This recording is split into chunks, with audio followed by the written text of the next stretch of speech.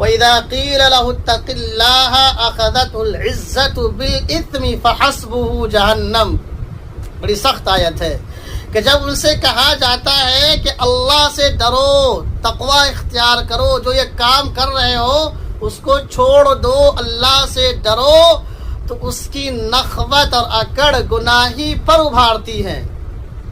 اخذت العزت بالإثم، اس کی نخوت اور اکڑ اسے گناہ پر ہی ابھارتی ہے۔ فحسبہ جہنم، تو اس کا ٹھکانہ جہنم ہے۔ وَلَبِئْسَ الْمِہَادُ، اور وہ بڑا ہی بری آرام گاہ ہے۔